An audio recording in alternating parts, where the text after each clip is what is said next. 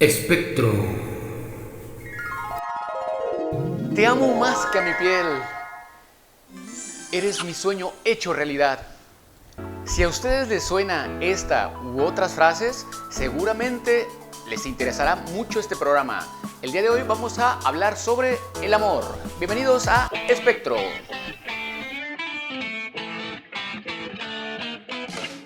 Espectro. Hola amigos, ¿qué tal? Bienvenidos a su programa Espectro. En esta ocasión vamos a platicar sobre un tema bien interesante que es sobre el amor. Bien, como ustedes saben, en este programa Espectro lo que buscamos hacer es desmenuzar todos estos temas bien intrigantes, bien interesantes, los cuales a veces hasta nos quitan el sueño, ¿verdad? En esta ocasión vamos a platicar sobre el amor desde un aspecto espectral.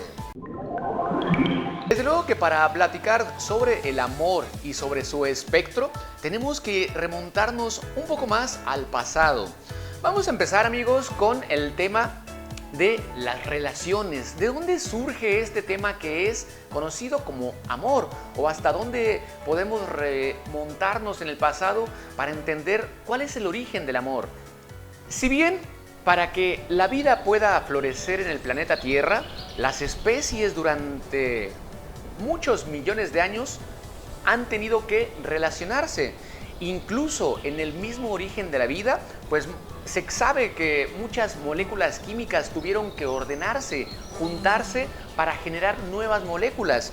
Y con esta complejización se fue generando toda una relación química, física, pero que finalmente dio origen a algo que podemos entender como orden.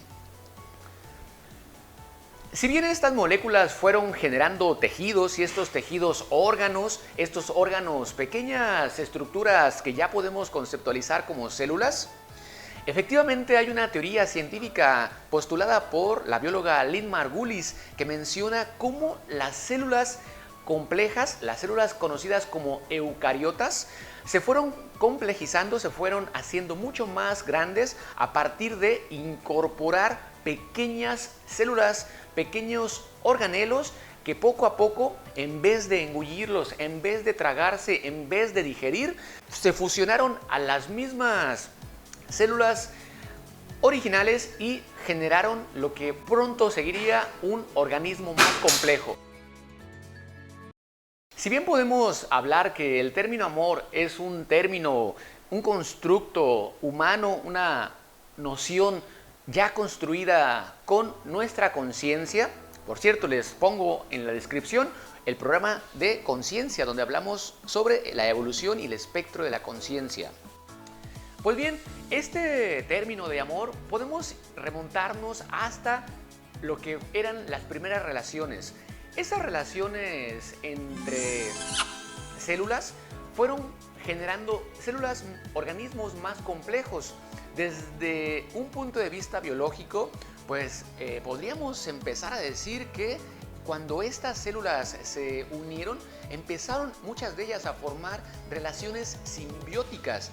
¿Qué significan estas relaciones simbióticas? Significan que dos organismos se unen para generar un organismo más complejo o aún más.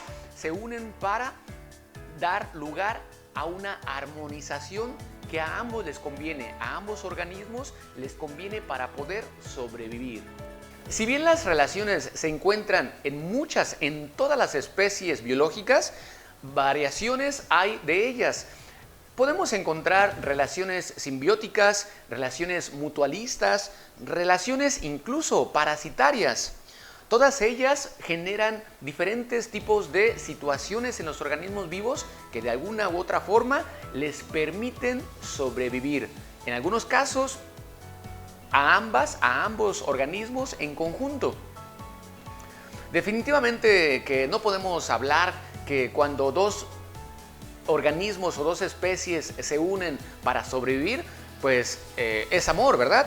Sin embargo, podemos entender pues una de las principales razones por las cuales hay este tipo de relaciones, de interacciones, de relaciones interespecíficas, que es la sobrevivencia. Bien, con el paso de los años, las especies empezaron a hacerse más complejas. Desde luego a nivel genético, pues ha existido siempre una recombinación que hace posible la diversidad biológica. Esta recombinación pues hace posible también que las especies también se adapten gracias a la selección natural a diferentes condiciones ambientales. Han aparecido diferentes rasgos que les han mostrado algunos aspectos en los cuales pues la variabilidad genética se ha visto mejorada.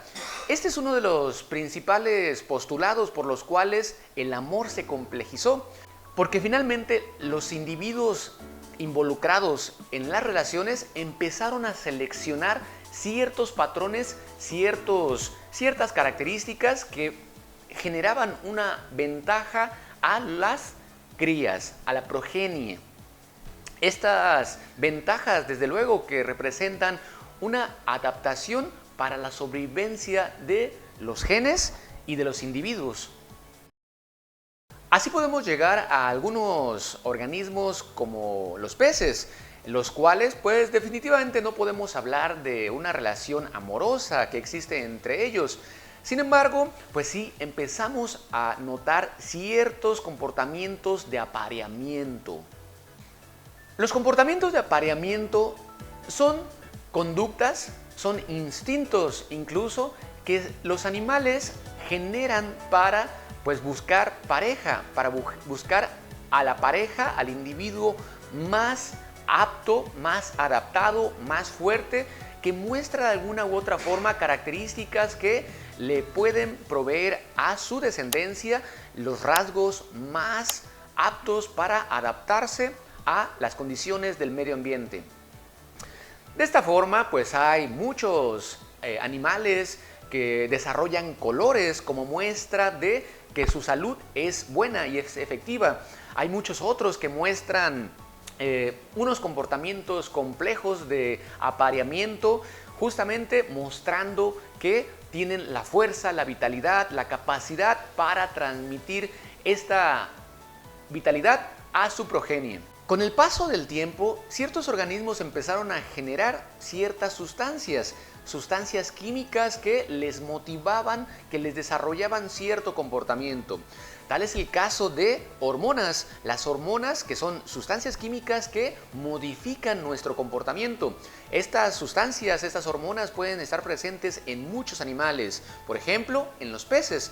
En los peces se han encontrado sustancias como la oxitocina. La oxitocina, que es la hormona relacionada con el emparentamiento. Bien, la oxitocina es una hormona que se genera en una parte del cerebro que se conoce como hipotálamo. Pues se transporta por varios núcleos dentro del cerebro y se secreta por la pituitaria. La hormona oxitocina tiene la finalidad de generar apego en los animales. El apego es un comportamiento que ha ayudado en gran medida a todos los animales para generar una relación de vínculo con las crías principalmente. Estos comportamientos se fueron complejizando con el devenir y la evolución de las especies, y muchas especies incluso pues generaron comportamientos de monogamia. ¿Para qué servía la monogamia en los organismos? Bueno, finalmente para el cuidado parental. Muchos de las crías que nacen, muchas de ellas pueden nacer muy vulnerables. En el caso de estas especies, pues bueno, se requiere para la sobrevivencia de ellas que los padres puedan cuidar, puedan apegarse a estas crías para poder asegurar su sobrevivencia. En ese sentido, como ya dijimos, la oxitocina es una hormona muy importante para el apego. Sin embargo, hay otras hormonas como la vasopresina. La vasopresina también es una hormona que se genera en el hipotálamo y se secreta en la glándula pituitaria. Y al igual que la oxitocina, funciona para motivar, para generar comportamientos de apego entre los organismos.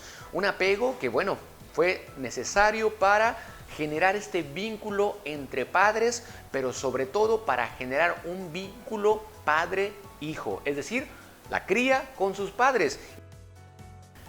Como hemos dicho muchas veces en este programa, amigos, finalmente la evolución y la selección natural, que es su mecanismo, pues ha adaptado, ha fijado todos estos comportamientos que en un principio iniciaron justamente como producto del azar, como producto de mutaciones, como producto de la recombinación genética, como producto de generaciones y generaciones que se fueron adaptando y que aquellos organismos, aquellos individuos que tenían comportamientos, que tenían conductas, que tenían funciones fisiológicas aptas para la vida, fueron fijándose, fueron permaneciendo en las poblaciones, en los individuos, de tal forma que cuando estos organismos se reproducían, se iba también generando la reproducción de estos rasgos genéticos de comportamiento.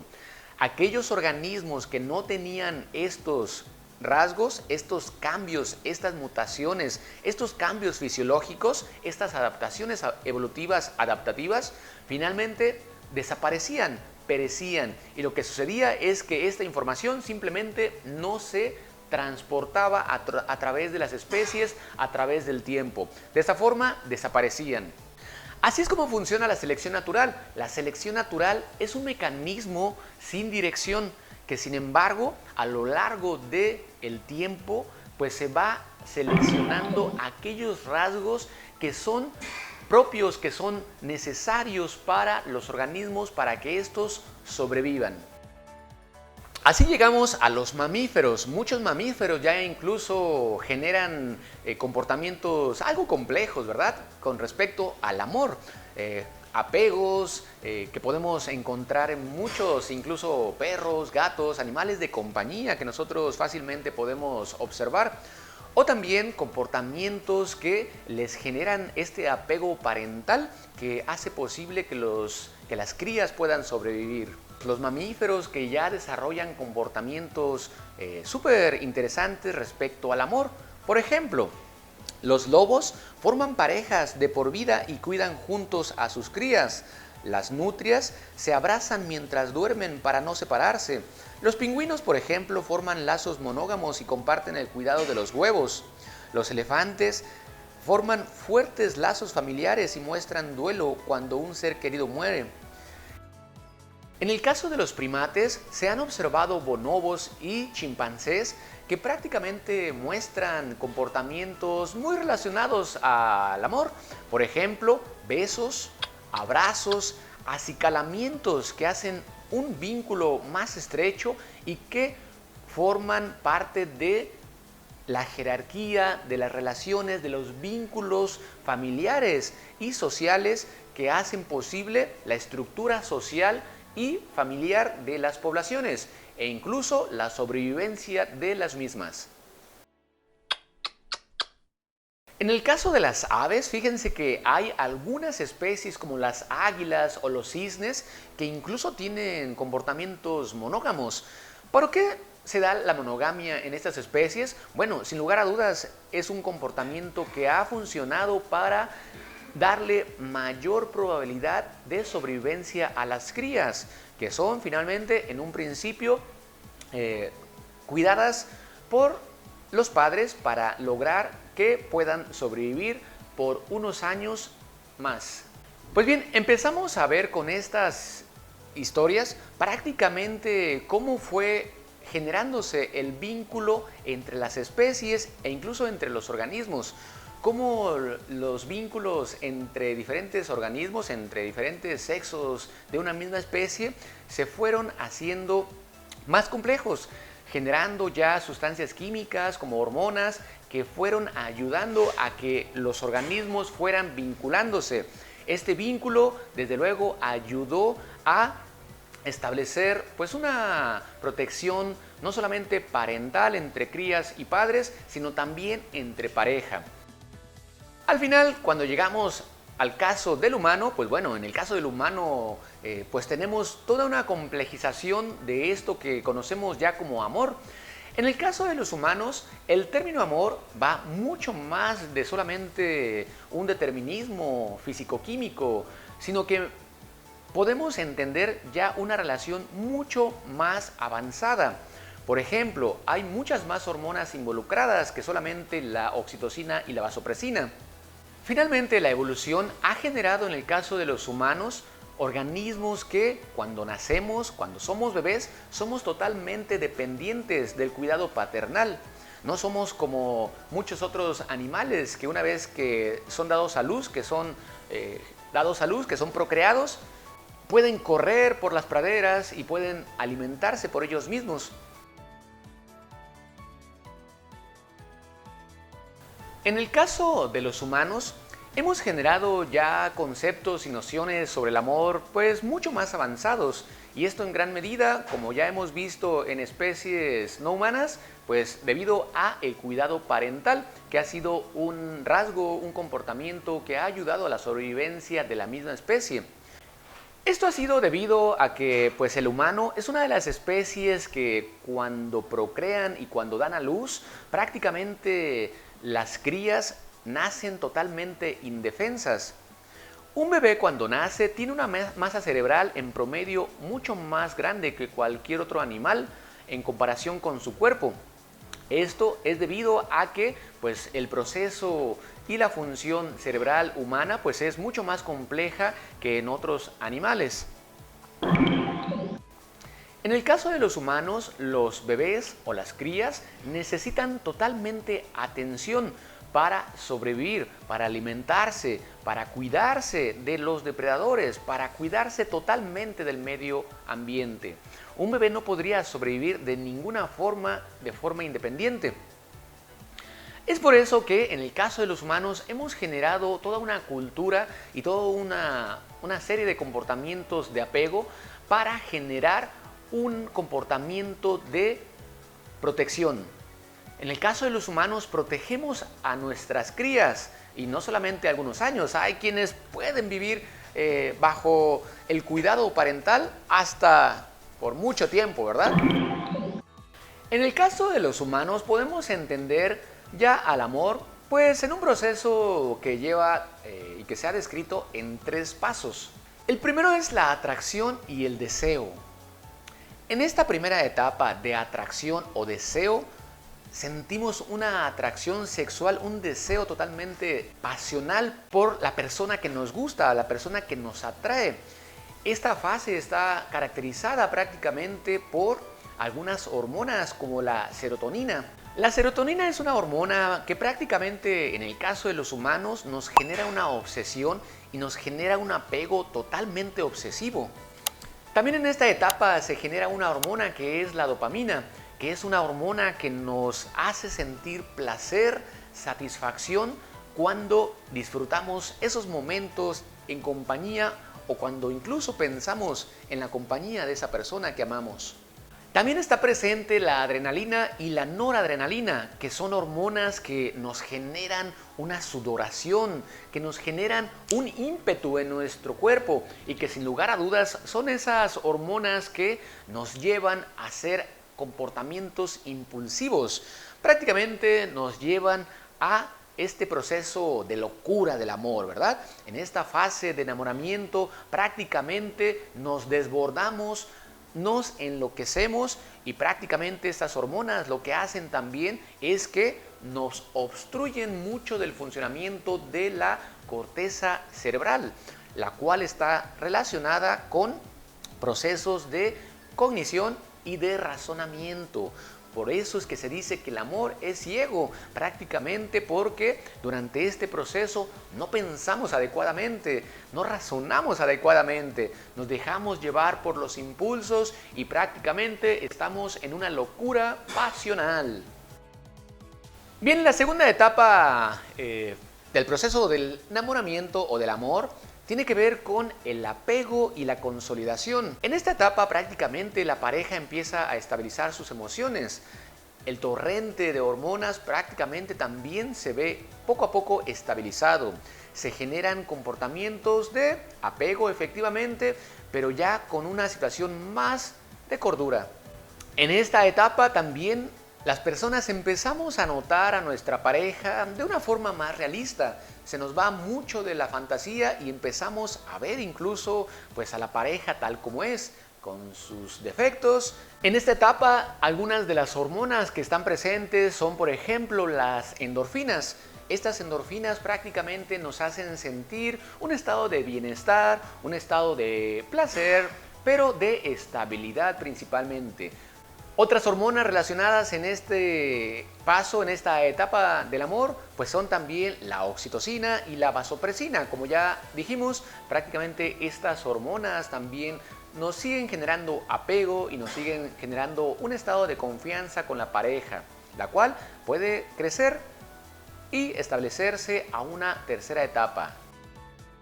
En esta tercera etapa que los neurocientíficos llaman de consolidación o simplemente de amor, pues ya es una etapa en la cual prácticamente el torrente de hormonas que en un inicio nos generó el apasionamiento desbordado se han ido. Ahora prácticamente tenemos una estabilidad emocional, tenemos una estabilidad debido a que pues, las hormonas y su torrente se ha estabilizado en el cuerpo, en el organismo, en la mente, en el cerebro, y que finalmente esto nos provoca que generemos otro tipo de relaciones ya con la pareja. Por ejemplo, en esta relación ya podemos empezar a hablar de compromisos, de situaciones en las cuales, pues para que pueda haber y seguir habiendo esta relación, pues ya se empiezan a formar lazos o vínculos que pueden incluir desde los hijos, por ejemplo, que ya son compromisos en común, hasta proyectos que pueden estar vinculados con situaciones empresariales, con objetivos en común, con visiones claras en común, los cuales, pues, como pueden ver, más allá que el amor, más allá de un simple amor, prácticamente ya son situaciones de compromiso, situaciones en las que ya el torrente de hormonas ha dejado en paz nuestro cuerpo y prácticamente ahora podemos comprometernos ya de una forma más racional, de una forma más realista a lo que significa vivir en pareja. En resumen, podemos hablar de estas tres etapas, la atracción y el deseo, que tiene una duración aproximada de semanas a meses.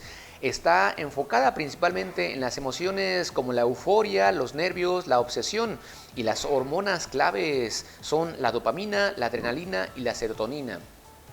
La segunda etapa sería el apego, la consolidación, la cual pues prácticamente se da en varios meses y hasta incluso hasta años, algunos pares de años o hasta 4 años. Está enfocada principalmente en la confianza, emociones como la calma, la ternura. Y también las hormonas que juegan un papel muy importante aquí son la oxitocina, la vasopresina y las endorfinas. Finalmente, la última etapa del amor es el amor comprometido, la cual puede durar años o incluso toda la vida. En esta etapa, las emociones principales que están relacionadas son la complicidad, la estabilidad y el amor profundo. Y aquí, en esta última etapa, las hormonas que determinan mucho de nuestro apego y nuestra cordura, pues están relacionadas con la oxitocina, endorfinas y vasopresinas. Pues bien amigos, como se dan cuenta, lo que hoy conocemos como amor trae su origen en un proceso en el cual los organismos vivos fueron adaptándose, fueron generando diferentes comportamientos que les ayudaron a sobrevivir, les ayudaron a que su progenie, a que las crías fueran teniendo una mayor probabilidad de sobrevivencia. Desde luego, no es el único aspecto que ha existido para motivar la sobrevivencia, ha habido muchos aspectos, pero en el caso de los humanos, que ya hemos desarrollado una cultura, una moral, una filosofía y un aspecto consciente, cognitivo, bien complejo, pues ya empezamos a hablar del amor en diferentes sentidos. En el caso de los humanos, ya hemos desarrollado prácticamente conductas complejas. Ya el término del amor ya no solamente se basa en este vínculo parental que ayuda a la sobrevivencia de las crías de nuestros bebés. Tampoco es solamente un aspecto físico, químico, que tiene que ver con el torrente de hormonas que nos impulsan a generar vínculos de protección, vínculos sentimentales, vínculos de apego, ¿verdad? Sino que incluso hemos tenido y hemos generado un sentido del amor mucho más complejo.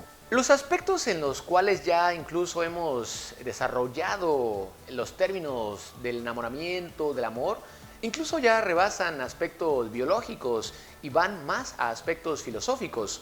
Por ejemplo, hoy en día filosóficamente se puede hablar del amor en un aspecto de esencia, de objetivos en la vida. En el caso de los humanos, prácticamente el amor ha rebasado todas estas fronteras biológicas y fisiológicas. Ya en el caso del amor, los humanos hemos sobrepasado estos límites para llegar a desarrollar conceptos del amor, incluso hasta poéticos, filosóficos, morales. Ya se habla del amor en el aspecto de una cúspide de emociones, un aspecto como objetivo en la vida, una plenitud de la esencia del espíritu. Ya se habla del amor en un aspecto de trascendencia. En los aspectos filosóficos, el término del amor se ha conceptualizado incluso como un aspecto de la plenitud.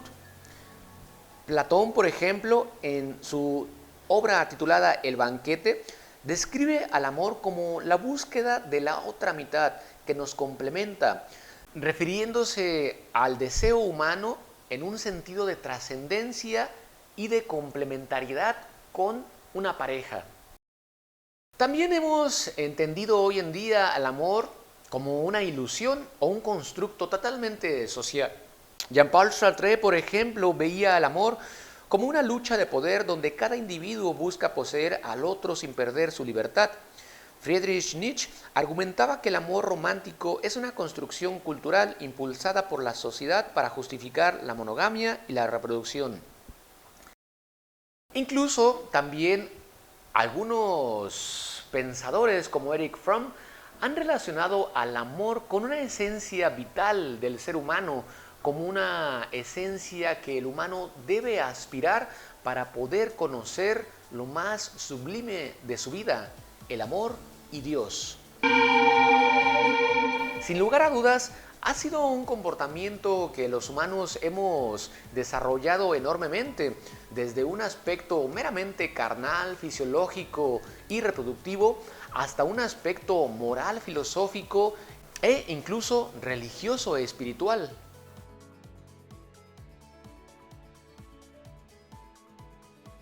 Pues bien amigos, pues como pueden darse cuenta, el amor tiene su espectro.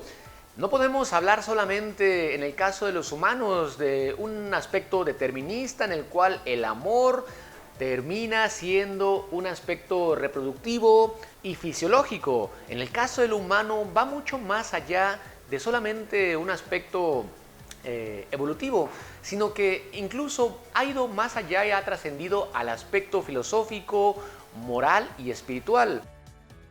Este es el espectro del amor. El amor no es solamente determinismo, es espiritualidad, es incluso moral, es incluso filosofía.